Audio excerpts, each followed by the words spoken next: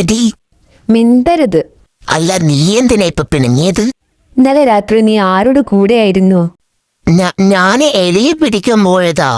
എലിയെ പിടിക്കാൻ എന്തിനാ പൗഡർ ഇട്ടോണ്ട് പോയത്? അത് എലികൾക്ക് സുഗന്ധം ഇഷ്ടമാണെന്ന് ആരോ പറഞ്ഞു. കൊള്ളാം, നല്ല ഒന്നാന്തരം കള്ളം. ഈ ഇരിപ്പിരുന്നിട്ട് എന്റെ നടുവൊടിഞ്ഞു. എടി ഒന്ന് തിരിഞ്ഞു നോക്കടി, എന്റെ കാൽ തുളുക്കി. അങ്ങോട്ട് മാറിക്കിടന്നോ, മിന്നിപ്പൂച്ച വന്ന് തിരുമ്മിത്തരും. നീ വീണ്ടും ആ മിന്നിയുടെ പേര് വലിച്ചേക്കുകയാണോ? പിന്നെന്താ, അവൾക്ക് മീൻ കൊടുക്കുന്നത് ഞാൻ കണ്ടതാ. അവള് പാവമല്ലേടി, ഒരു പട്ടിണി പാവം. ആഹാ, അവള് പാവം, ഞാനൊരു കാട്ടുപൂച്ച അല്ലേ? അതെല്ലോ, സംശയമുണ്ടോ? എന്താ പറഞ്ഞത്? നീ ഒരു വീട്ടുലക്ഷ്മിയാണെന്ന് പറഞ്ഞതാ ചക്കരേ. ഇന്ന് ഈ വീട്ടിൽ ചോറുണ്ടാക്കില്ല, നീ എലിവിഷൻ തിന്നോ, ഞാൻ പോവാ. എടി സുമതി, നീ ശരിക്കും പോവാണോ? ഞാൻ വെറുതെ ഒരു തമാശ പറഞ്ഞതല്ലേടി. അവന്റെ ഒരു തമാശ. എന്നെ പറ്റി നീ തപ്പി വരാൻ നിൽക്കണ്ട. നിങ്ങളെക്കാൾ നല്ല വാലുള്ള പൂച്ചകൾ അപ്പുറത്തുണ്ട്. അവിടെ പോയി ഞാൻ വാലാട്ടിക്കോളാം. ഇനി എന്നെ നോക്കി കരയണ്ട. ആ കണ്ണീര് ആ കരിമ്പൂച്ചയുടെ വീട്ടിൽ പോയി മേക്കിയാൽ മതി. പോയല്ലോ ദൈവമേ. ആഹാ, ഇനിയെങ്കിലും ഒന്ന് സമാധാനമായി ഉറങ്ങാം. അവൾ പോയ സ്ഥിതിക്ക് അടുക്കളയിലെ ആ മീൻ കഷ്ടം ഇനി ആർക്കും ഷെയർ ചെയ്യാനില്ലല്ലോ. മുഴുവൻ ഞാൻ ഒറ്റയ്ക്കഴിക്കും. മത്തി ഫ്രൈ. അപ്പുറത്തെ വീട്ടിൽ പോയി അവൾ അവിടുത്തെ ചൂലടി വാങ്ങുമ്പോൾ പഠിച്ചോളും. അതുവരെ ഞാൻ ഇവിടെ കിടന്നുറങ്ങട്ടെ. ഞാൻ അവളോട് തമാശ പറഞ്ഞതല്ല, നീ കാട്ടുപൂച്ചയാണെന്ന് ഞാൻ ശരിക്കും പറഞ്ഞതാ. അവള് പോകാൻ വേണ്ടി തന്നെ.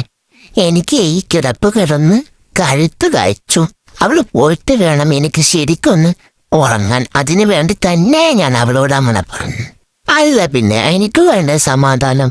ഞാൻ ആ പാവം പട്ടിണി പാവം മിന്നിപ്പൂച്ചയ്ക്ക് ഒരു മീൻ കൊടുത്തതാണ് അവളുടെ ഇത്രയും വലിയ പ്രശ്നമാക്കി മാറ്റിയത്.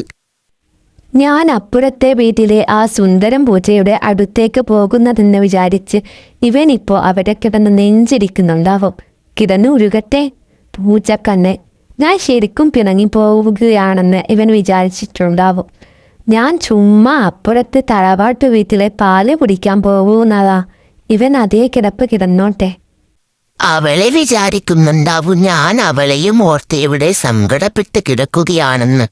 എനിക്കിപ്പോഴാണെന്ന് നേരെ ശ്വാസം വീണതെന്ന് അവൾക്കറിയില്ലല്ലോ. ഹാഫു, ഇപ്പോൾ എനിക്ക് എന്തൊരു സമാധാനം.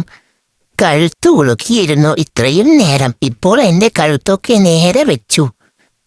അയ്യോ, അവളുടെ ഒരു തമാശ. ഞാൻ ഇനി സ്വസ്ഥമായൊന്ന് കിടക്കട്ടെ. അവള് പോയപ്പോൾ എനിക്ക് എന്തൊരു സന്തോഷമാണ്. അവളെ വിചാരിക്കുന്നുണ്ടാവും ഞാൻ അവളെയും ഓർത്ത് ഇവിടെ കരയുകയാണെന്ന്.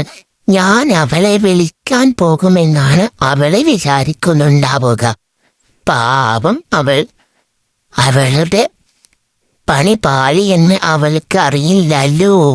എന്നോടാണ് അവളുടെ കളി. അപ്പോൾ എല്ലാവർക്കും ടാറ്റ, ബൈ ബൈ, സീ യു.